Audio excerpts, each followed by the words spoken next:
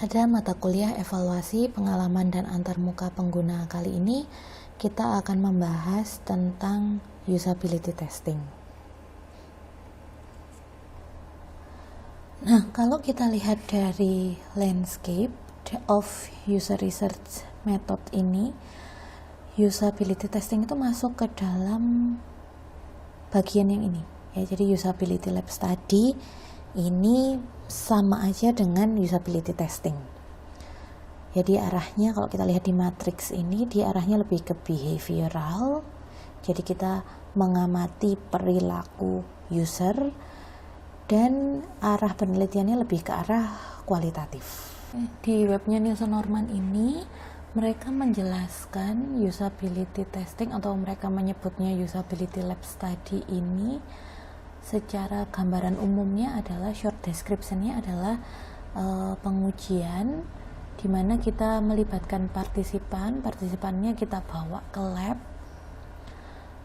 one on one with a researcher, jadi berhadapan satu orang partisipan berhadapan dengan satu researcher, kemudian mereka diberi serangkaian skenario, task skenario ini ya, mereka diberikan rangkaian task skenario. Jadi task skenario itu adalah hal-hal apa saja yang harus dikerjakan oleh user terhadap sebuah produk atau service, bisa jadi produk jadi, bisa jadi prototype, itu bisa.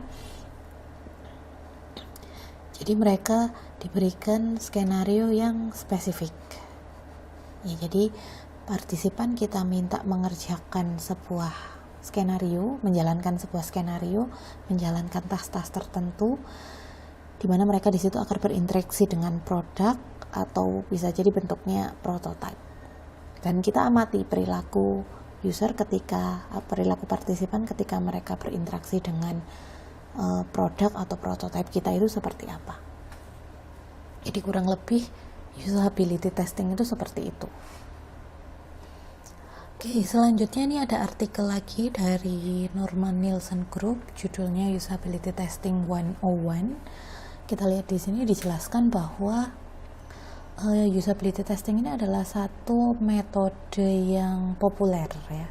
Satu metode yang populer untuk mencari permasalahan dan mencari peluang perbaikan pada desain.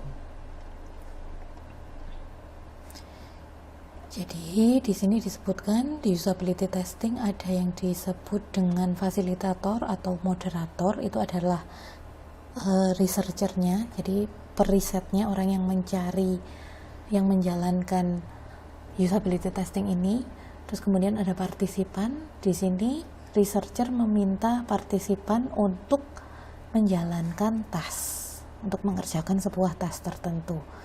Biasanya menggunakan satu atau lebih user interface yang spesifik. Jadi kita harus punya ya, jadi di dalam usability testing ini harus ada researchernya, harus ada partisipannya, sama harus ada user interface. Jadi user interface ini bisa jadi bentuknya adalah prototype. Bentuk prototype itu bisa kertas, paper prototype, interaktif prototype, misalnya kalian pakai Figma bikinnya, itu juga udah bisa diujikan, atau bahkan produk yang sudah jadi. Nah, ketika partisipan menjalankan task ini, researcher ini bertugas untuk mengobservasi perilaku dan feedback dari partisipan.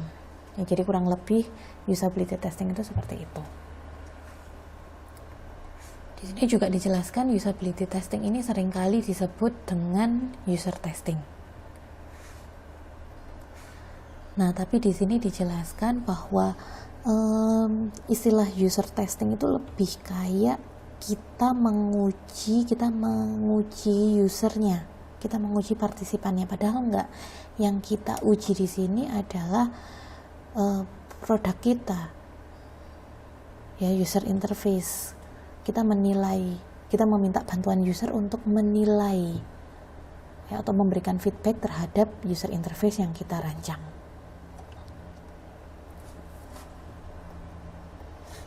Jadi di sini oleh Nielsen lebih disarankan pakai istilah usability testing daripada user testing. Di sini terus kemudian dijelaskan kenapa kita harus melakukan usability testing, karena membantu kita mengidentifikasi permasalahan, terus kemudian mencari peluang-peluang perbaikan, dan juga mempelajari perilaku dan preferensinya user.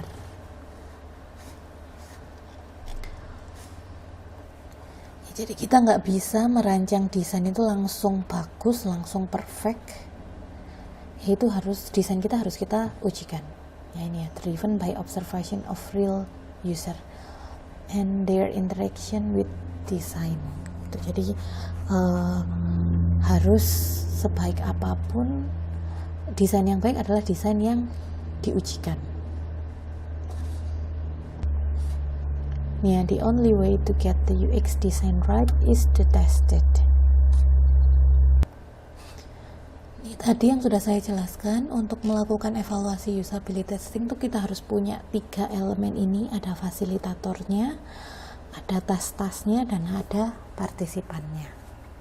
Ini adalah 3 hal utama untuk melakukan evaluasi usability. Di sini dijelaskan ya, fasilitator tugasnya adalah mengarahkan partisipan untuk menjalankan proses pengujian. Kemudian ini ada tas itu adalah aktivitas realistis.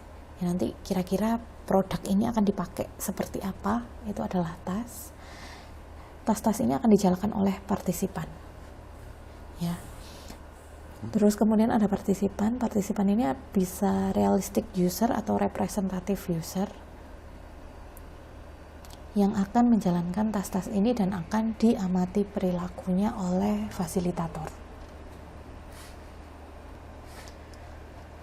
Kemudian ini digambarkan interaksi antara ketiga elemen ini. Jadi fasilitator mengobservasi dan menginterview partisipan memberikan feedback. Partisipan menjalankan tas dan fasilitator menentukan tas apa yang harus dikerjakan oleh partisipan.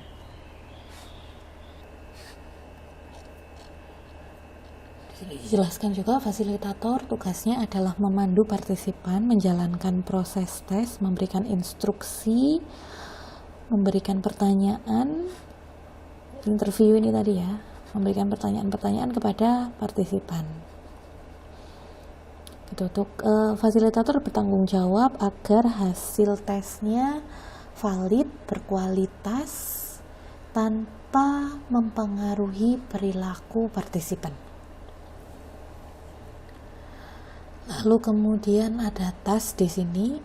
Tas di sini adalah aktivitas realistis yang akan dijalankan user di dalam kondisi sebenarnya. Jadi kita bikin tasnya dengan mempertimbangkan goal-nya user itu apa. Tas ini boleh spesifik, boleh open-ended. Ini contoh-contoh tasnya. Nih, jadi printernya menunjukkan warning error. Nih, gimana caranya kita bisa mengatasi error tersebut. Jadi ini contoh-contoh tasnya. Ini ada salah satu artikel juga dari Nielsen. Gimana caranya kita bikin tas skenario untuk usability testing. Ini tas skenario untuk usability testing gitu ya. Jadi kalau di sini kita harus tahu dulu user goal-nya apa, baru kemudian ketika kita udah tahu user goal itu kita bisa bikin tas skenario.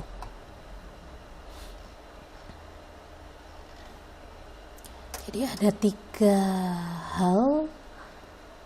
tips di sini yang harus kita perhatikan ketika kita bikin tas. Yang pertama adalah tasnya harus realistis, terus tasnya harus actionable, terus kemudian kita harus menghindari memberikan petunjuk atau menunjukkan langkah-langkahnya seperti apa.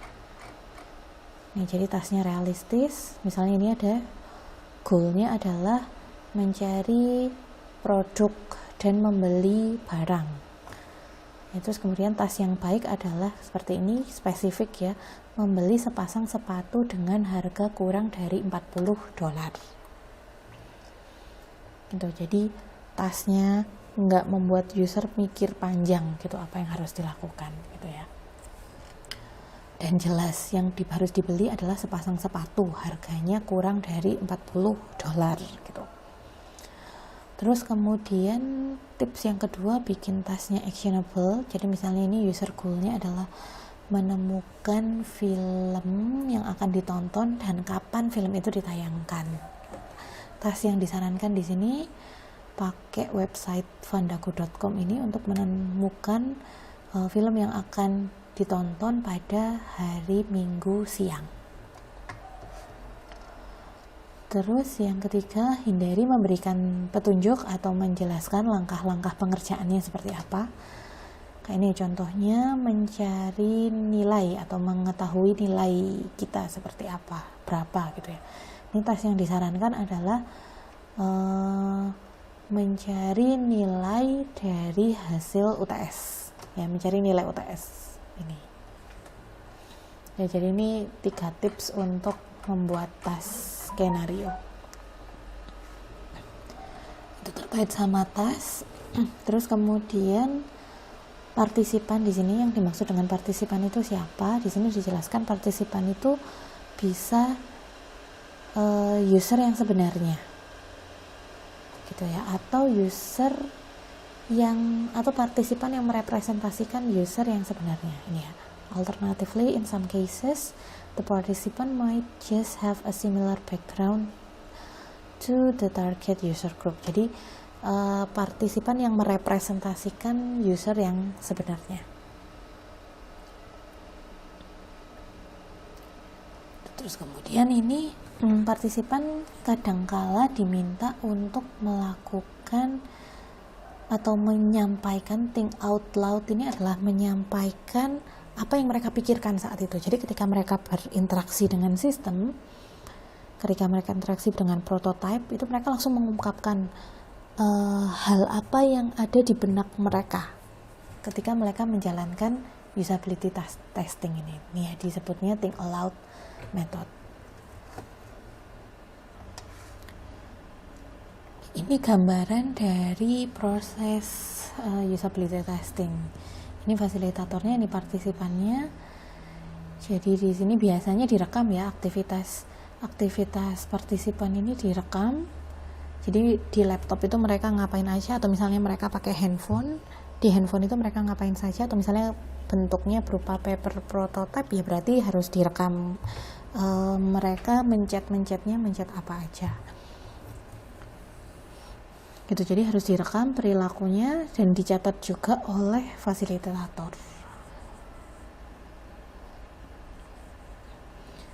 Terus kemudian di sini dijelaskan, walaupun di artikel ini yang when to use which user experience research method ini dijelaskan bahwa usability testing atau usability lab study ini masuk ke arah behavioral dan kualitatif.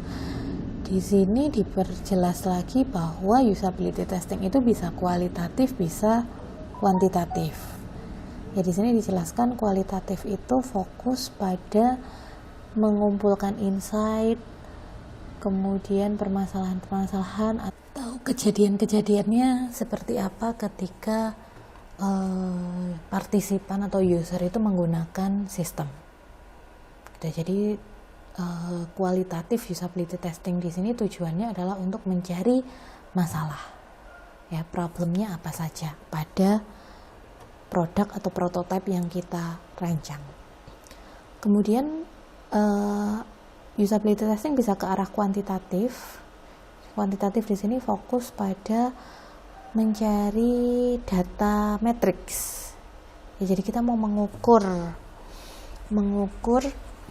tingkat user experience-nya produk ini sudah ada di mana. Gitu. Jadi di sini disebutkan biasanya yang dikumpulkan adalah data tentang keberhasilan user atau partisipan mengerjakan task dan waktunya. Ini lebih lanjut coba kita cari artikel terkait dengan usability matrix di sini. Ini ada artikel dari Usability Geek yang ditulis oleh Justin Mifsud. Jadi di sini usability testing itu bisa kita arahnya bisa ke kuantitatif,